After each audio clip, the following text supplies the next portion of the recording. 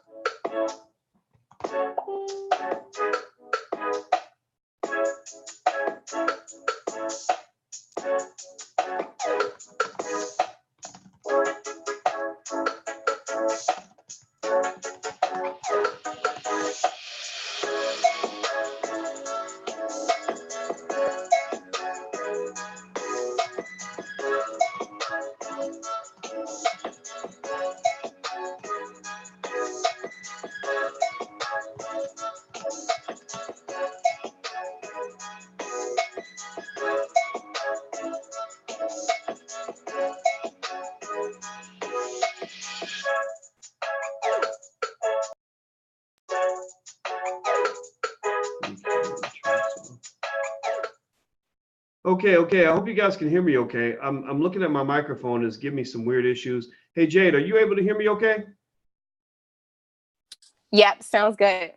Okay, good. Yeah, it's telling me my speaker's not working. So let me check with everybody. Hey, are you guys able to see me and hear me? Are you guys able to see and hear us okay?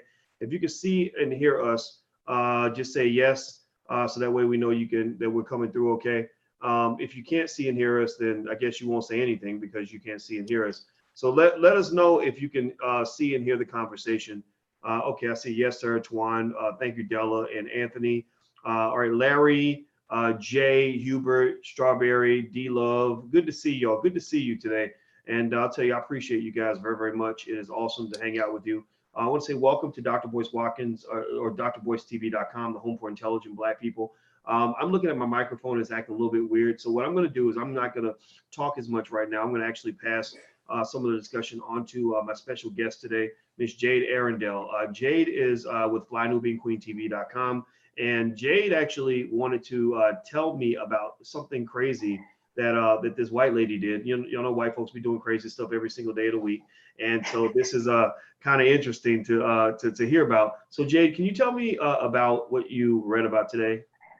Listen, first off, thank you so much, Dr. Boyce, for having me on again. Spur of the moment. I came across this crazy, ridiculous article on this Friday, and I just felt like we need to get this out there. And I also want to say peace and Black power to everyone who's watching. All right. So if you all haven't heard about this, a couple of days ago, a story broke where this 23-year-old white woman by the name of Madison Campbell came up with a new product called the Me Too Rape Kit. Yes, a rape kit, like a at-home rape kit. You know how like you can take a home pregnancy test?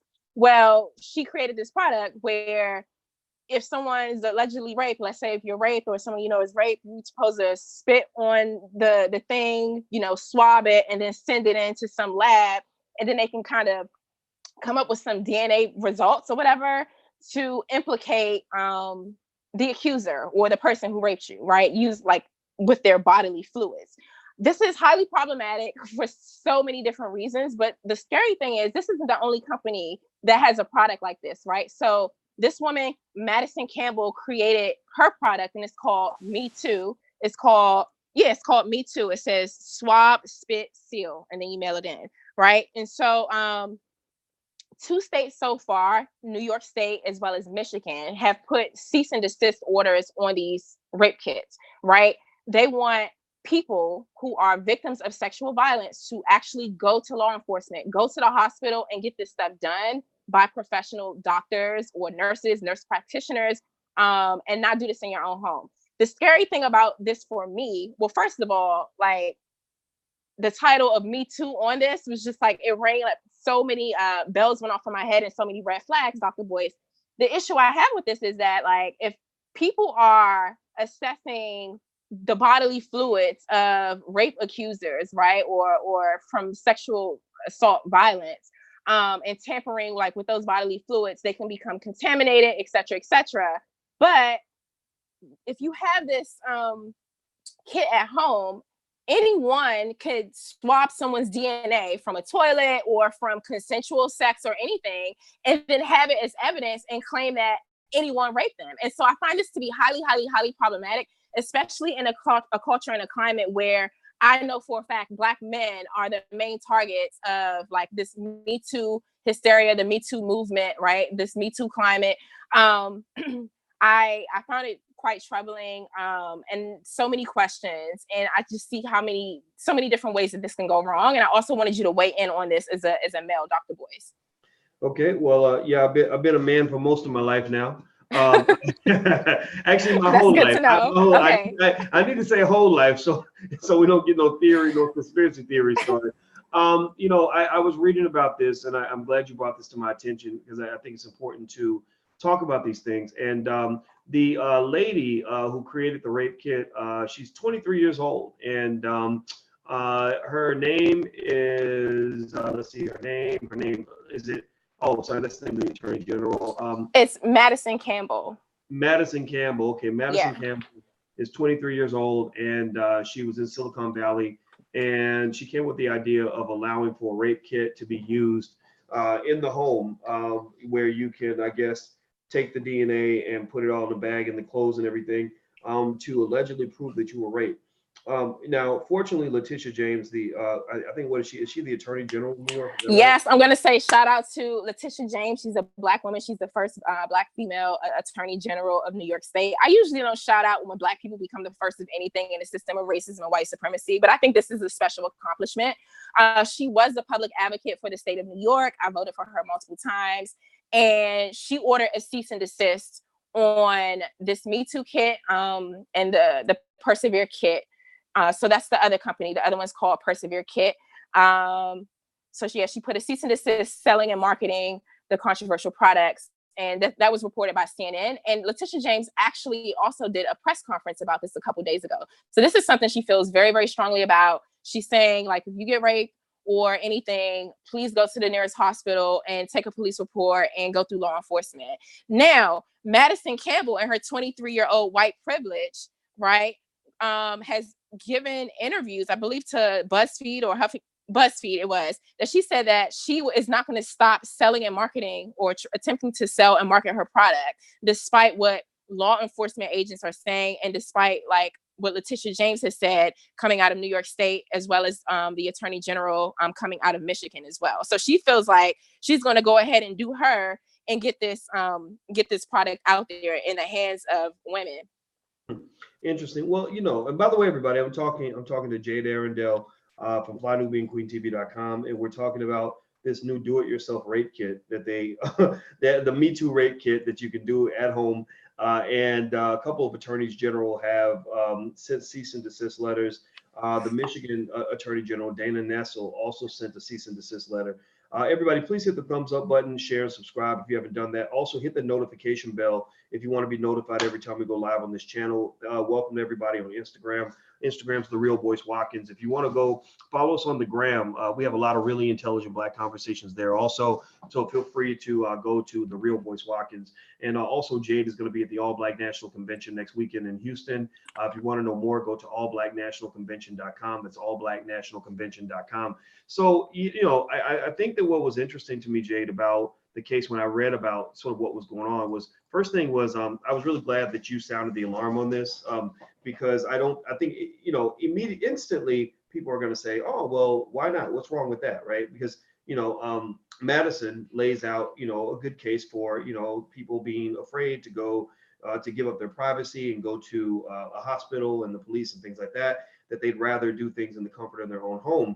But then, when you sort of laid out this other scenario, taking anybody's DNA, some dude comes to your house and uses the bathroom or drinks out of a cup, right? Literally, like, can't you do that? Like, can't you just literally go and like get DNA off almost anything?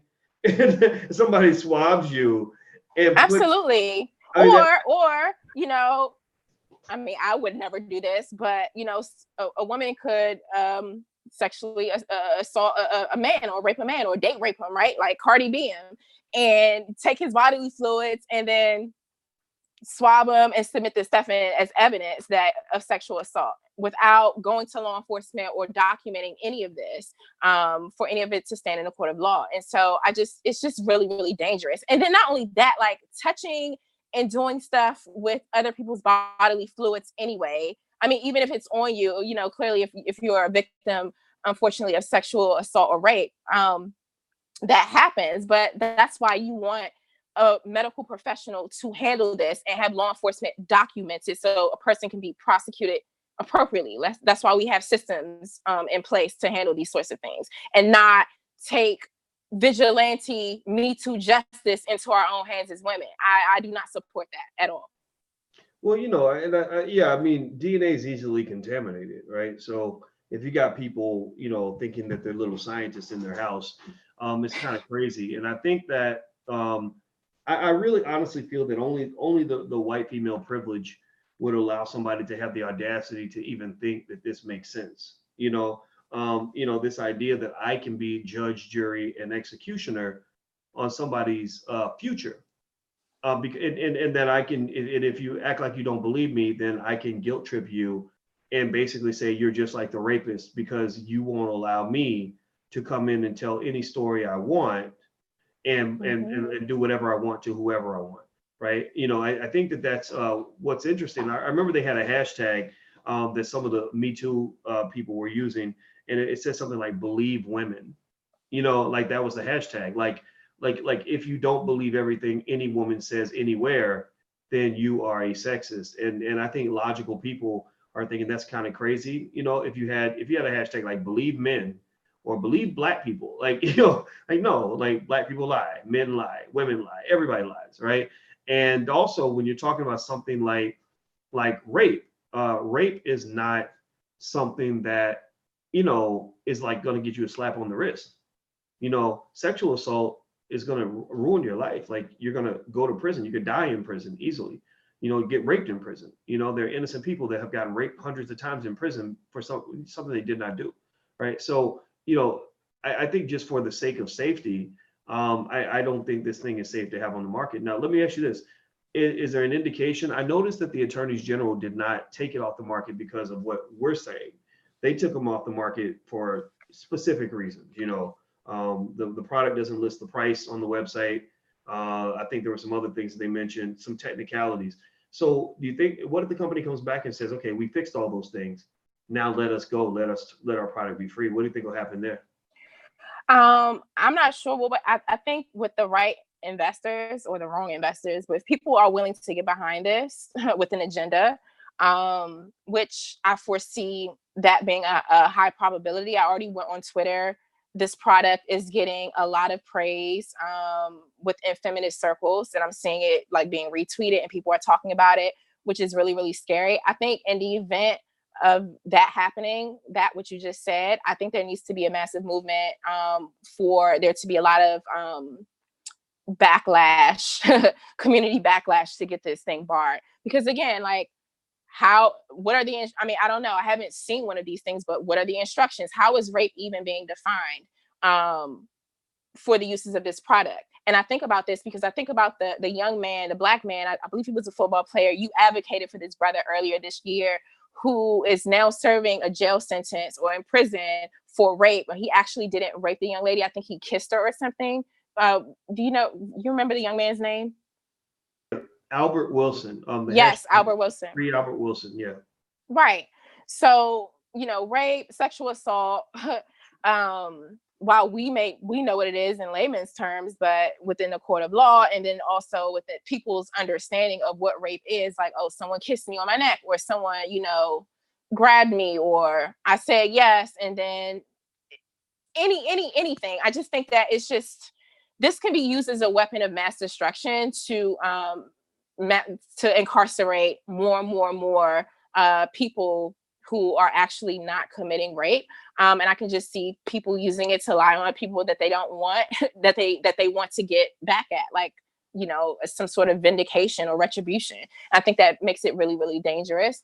And I think it's dangerous for people to play around with people's DNA and bodily fluids and like send them into labs. Like, what are those labs then doing with that DNA? Why isn't it going to the hospital? How can we create services for young women and girls and young boys and men to go to law enforcement or to tell someone, to seek support, to seek medical attention in the event that they are raped or sexually assaulted. That is the way we solve this problem, but not by putting like these faux like home pregnancy tests, rape kit tests in the hands of folks to just kind of like use them, because that's not solving the problem. The issue is that people need medical attention, they need psychological, and emotional counseling and support, and they need justice. And so I don't see how this product solves any of those issues. Yeah, well, by the way, I'm talking to Jade Arrindell from FlyNoBeingQueenTV.com, and we're talking about these do-it-yourself rape kits, the Me Too rape kit, which is created by a 23-year-old Madison Campbell, and it's getting a lot of controversy online. If you haven't hit the thumbs up button, please hit the thumbs up button right now on YouTube. On the count of 3, everybody hit the thumbs up button.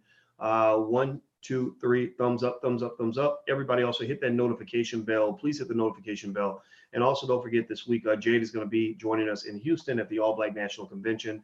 The URL is allblacknationalconvention.com. If you want to watch it online, watch the live stream, you can go to allblackeducation.com. That's our educational streaming service with all kinds of content, lectures and speeches and all the previous conventions and people like Killer Mike and all the David Banner and all the great speakers we've had come through the years. All that content is right there at allblackeducation.com. So feel free to go give it a try. And you can talk to one of our specialists at the Black Business School about your economic future. So Jade, let me say this. I think that what's interesting as well is I'm gonna tell you how I feel honestly as a man. Not that anybody cares what men think anymore. I don't think I care. And I appreciate you. That's why I come from a long line of strong, powerful Black men who built this country for hundreds of years. I can name all of my grandfathers and great-great-grandfathers and my uncles and my dad, my brothers, and everyone else. So, there is no Black community without strong Black women and strong Black men. So, yeah. Well, I appreciate that, and that's why I go out of my way to support and protect women. The women in our community, especially the women like yourself, because you feel, I think sometimes you feel like as a Black man, everybody wants to, people can just try to do these terrible things to you. And, and it's just unfair a lot of times, it's just crazy. It ain't right. And in fact, that was why I proposed to Alicia in public, not because I was trying to stunt or shine. I had a lot of guys call it saying I was simping because I got on one knee, but I did it because I was like, well, if I'm a simp for a Black woman, right? Like what better place to simp than for somebody who is just like your mother, like that's what that's, I think about my mother, right? I will simp for my mama because I love her that much. But anyway, the point that I wanted to make was that, for the men, it's such a crazy world, right? Because here you have a situation where there is nothing, there's nothing that I could accuse a woman of that would get her punished as badly as she could get me punished if she accused me of rape. Like there's literally nothing, like, and women can do terrible things to men. We've seen women do terrible things to men, right? Not just aggressive things, but just manipulate, take their money, do Cardi B's on them or whatever. And there's literally nothing, there's like a woman could easily send me to prison for the next 30 years, but there's nothing I could say about her that would make people say, oh, go get her ass, unless it was murder or something like that, right? And I think that that's kind of what's interesting there, is that you have this idea that says, especially when it comes to the white female, if you touch them, you should get 20 years in prison. If you assault them, you should get 100, you could get 30, 40, 50 years. There's no penalty. Like, for example, with Bill Cosby, when he allegedly touched that lady's breasts, where there's no proof. Not to say Cosby's a good guy. I don't know if he is. I don't think he is, honestly. But there's no proof. He touched my breast. If they gave him 50 years in prison, people would say you deserve 50 years because you touched the breast, right? There's nothing on my body that a person could touch where I or anybody I know would feel like they deserve 30, 40, 50 years in prison. I've had women touch me, grab my butt, you know what I mean? Touch me in my genitals. I didn't want it to happen. But yeah. Oh yeah. Well, that's what happened. Believe it or not, even scholars have groupies, right? So you gotta kind of push it away, like get that stuff over there, right? But seriously, I've been approached, in aggressive ways by women, and it would be silly for me to come back and say, oh, she should be in prison 30 years because she touched a part of my body and I did not give her permission. And then the other side of that that's interesting is there's also no consequences for false accusations, or there are very few consequences, right? You know, and because people want to try to argue that if you investigate a claim, if you look for true evidence or proof, you're attacking the victim. But in a lot of these cases, you don't even know who the victim is until you investigate. You know, and because we know that people get vindictive, we know that people get mad. Ezekiel Elliott, who played for the Dallas Cowboys, he was messing around with Becky. I don't know, the athletes do it. I don't know why, but he had this white girlfriend that he was trying to get rid of. He was like, I don't want to date you anymore. Go away. So she was trying to get into a party, and she was a little bit drunk, and she was banging on the door, and she literally said in front of everybody, she said, I'm a white girl. I can go ruin your whole career if I want to. And people heard her say that. And I'm sitting there thinking, no, she should go to jail for saying stuff like that.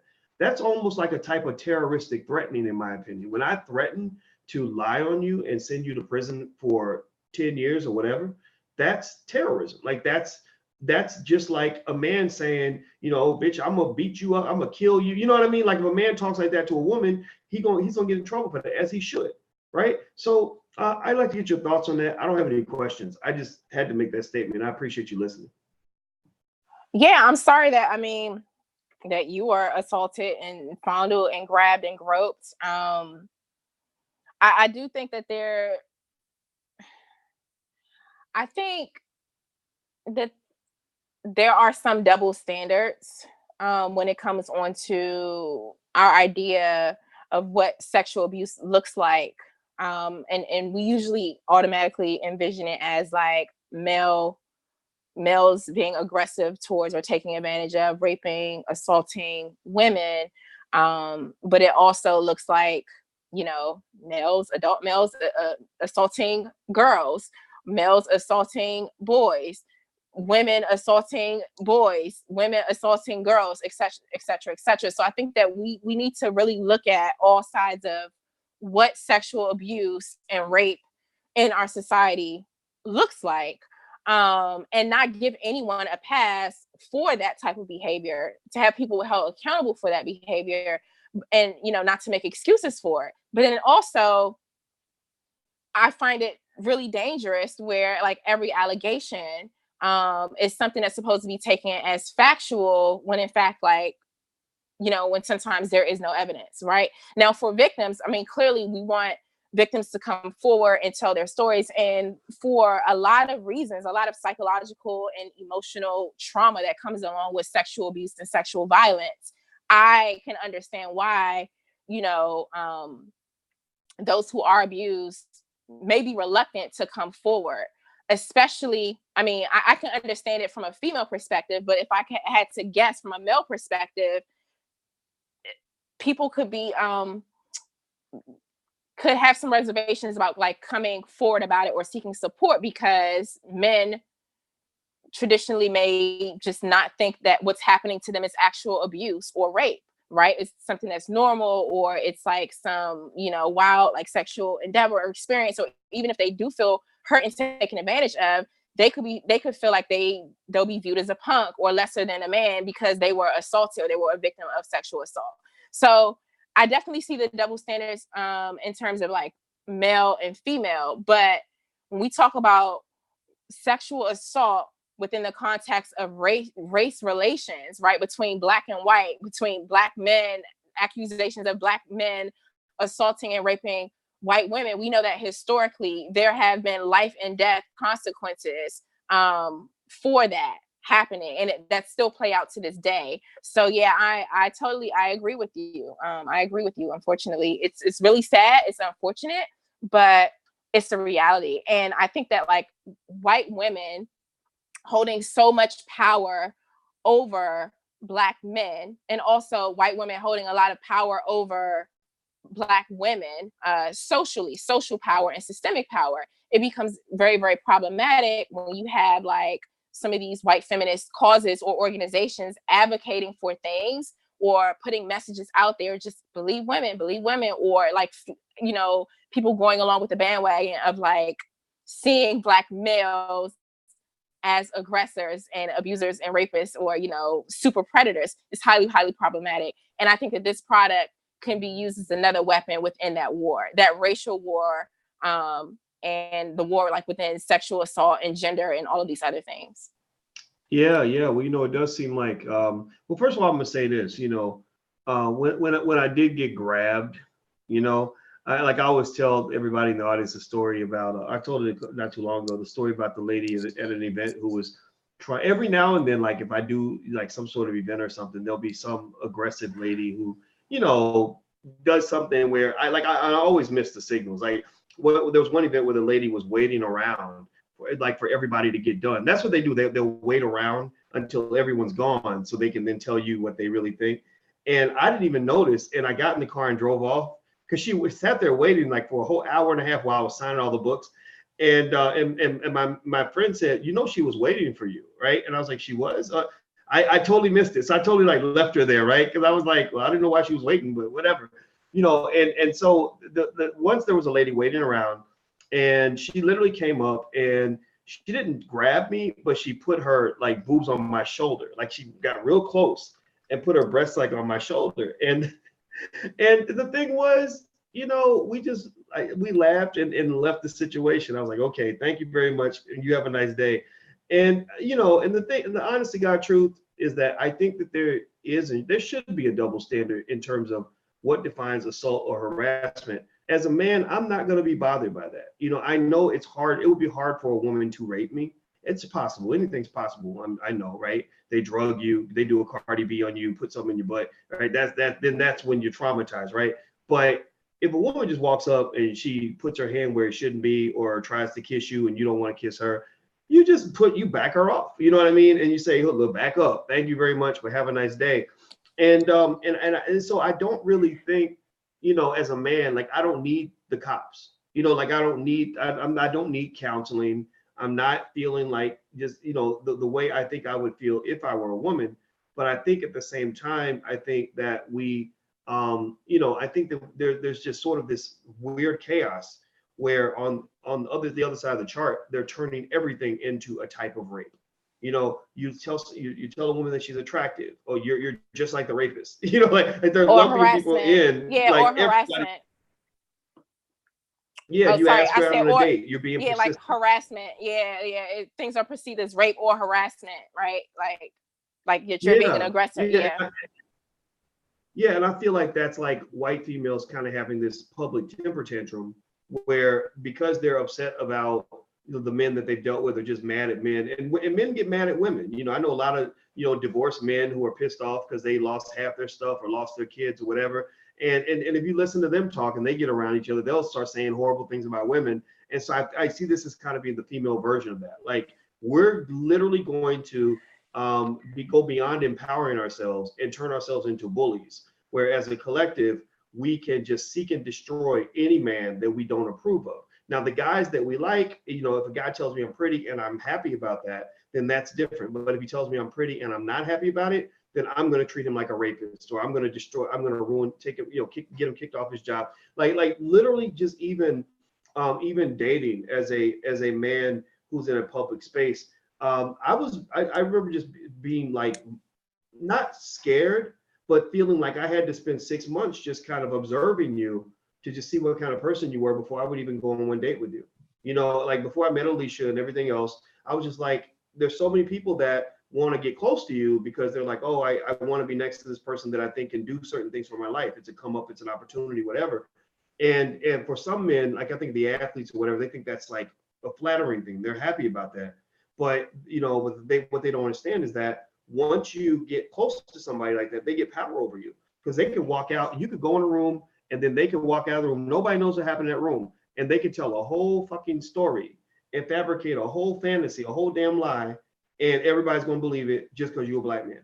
And I think that we have to warn our sons about this because you see a lot of brothers, they chasing Becky, but then sometimes even chasing Shaniqua can cause you the same issue, right? So I think it's partly a racial thing because Becky has a lot of power, right? But then even you even see situations where brothers are in scenarios where it becomes he said she said, and whenever there's a he said she said, the black man will always lose.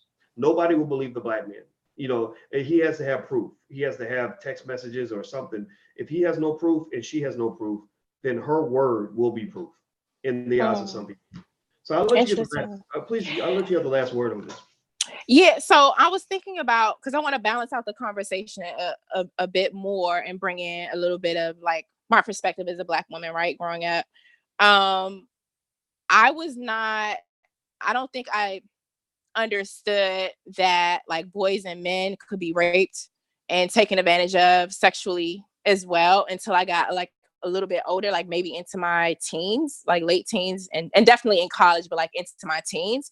Um, and then what I did know about rape and sexual abuse growing up um, was that usually it was the woman's fault, right? She put herself in the wrong situation. She uh, wore the wrong thing, showed too much skin, was in the wrong place at the wrong time, was hanging out with the wrong crowd. Like all of these different reasons, um, or like all of these narratives that kind of like went hand in hand with rape stories or rape allegations. So I remember hearing those. Then I also remember just the environment, the times, the 80s, the 90s, right? And like the music and hip hop, right? Like these really, really degrading images and caricatures of Black women as being like sexual objects and whores and bees and all of these different names kind of somehow reinforce this idea that like when things do happen to women, especially Black women and Black girls, it's probably because they are one of those horrible names that I hear about in hip hop music or see on television. And so um it made it really, really difficult for a lot of Black women to even want to come forward to share some of their stories, their traumas. No one's going to believe them, et cetera, et cetera. So that was a extreme back then, right? So I am proud. I'm happy that a lot of Black women, especially, are coming out and telling their stories. They're getting the support that they need. They're getting counseling. They're dealing with childhood sexual abuse and trauma, and they're forming sister circles, and like we are supporting each other within that. So that was one extreme, though, from growing up to like nobody really said anything and everyone was blaming women. And then now, as I'm getting older, I see this other extreme of where like the coin has flipped, and it's kind of like, well, believe every single sexual assault allegation that comes out there, and the accuser or the suspect or the alleged, rapist must be guilty, so that's another extreme. And so both of those things are wrong. So I think we have to get to a place like where there is actual balance. There's balance in honoring um our survivors of sexual assault, especially of childhood sexual assault, abuse, and trauma, and really empowering them, male and female, to come forward to get the support that they need, but not like use rape and sexual assault accounts to yield power or to hold power over another gender or another group or a racial group. That's what's happening. And I find it to be highly, highly, highly problematic. And interestingly, to this point, Dr. Boyce, if you go to the website with this Me Too do-it-yourself rape kit, it starts off by saying 77% of individuals do not report their sexual assault. Me Too kit is an at-home sexual assault forensic retrieval kit for collecting time-sensitive DNA after you've been assaulted. For the thousands of survivors that choose not to report or go to the hospital, Me Too kit aims to provide an alternative solution. Every survivor has a story. Every survivor has a voice. Stay tuned for more developments. We'll be launching soon. So here you see this product has been positioned as something to say, well, 77% of individuals don't report their sexual assault. So here's a solution. You can do it yourself and, tell your own story the way that you want to without actually going through a process of like getting treatment, making sure that these things are reported, getting a police report, and going through like the system to kind of bring some sort of justice or get these rapists off the streets. I just think this is crazy. I think it's extreme, and I think it's crazy, and I think it's irresponsible.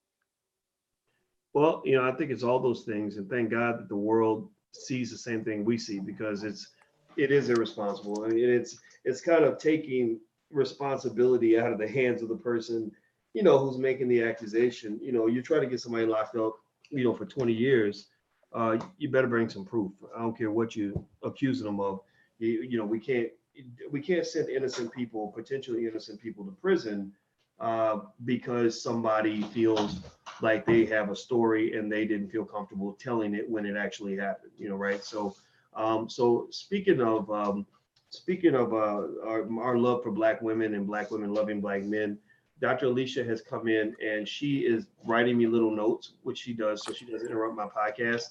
And on the little note, she's probably saying, "Hey, boys, are you ready to go running tonight?" And you guys know we're training for our first marathon together, and my feet are killing me. I got blisters on my toes, and I'm starting to dislike marathon training, but I'm gonna stick with it, and I'm gonna keep you guys posted. And I hope you guys will consider.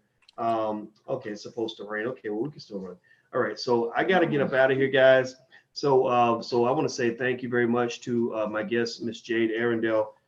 Jade, Lioness Crowned. Lioness Crowned is your Instagram, correct? Yes, that's my Instagram, Lioness Crown, and also on Facebook, I'm Jade Arrindell. And also you can find me at flynubianqueen.com on Facebook, and also flynubianqueentv.com. And Dr. Boyce, if I could, just 1 second, this is super duper important.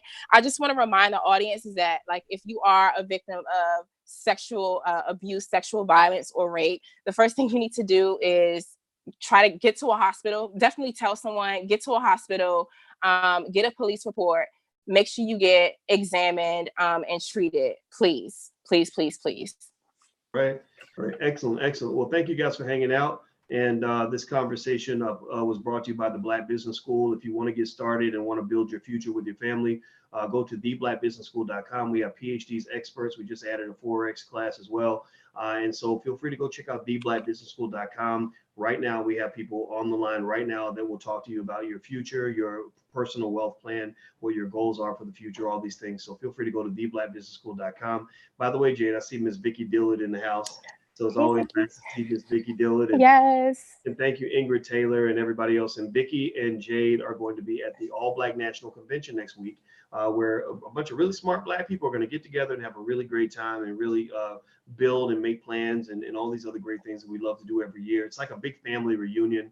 You're going to love it. The energy is very, very good, very, very positive, and because we just all love each other, and that's what it's all about. So if you're interested in coming down to Houston, we heard that the hotel, it was not affected by the flooding. The roads are clear and everything else, so don't worry about that.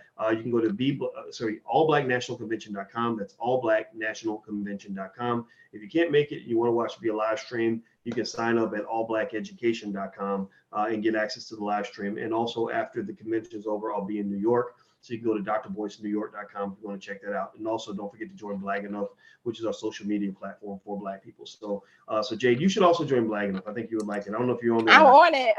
Oh, okay. Yeah, check it out. And if you have any suggestions on how we can make it better as well, feel free to let me know. We got a small team, but we really want to build and create things that allow Black people to come together. So join us at Black Enough. It's just like Facebook, except better because it's Blacker and you won't get banned for being too Black.